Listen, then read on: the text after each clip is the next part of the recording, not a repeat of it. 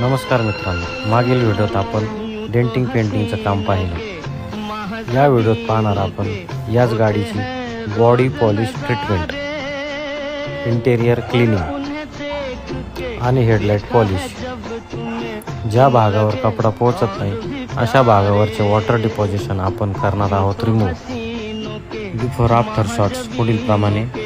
अशाच नवनवीन व्हिडिओ पाहण्यासाठी अकाउंटला लाईक करा, फॉलो करा। उन्हें देख के देखा है जब तुम्हें, तुम लगे और भी प्यारे।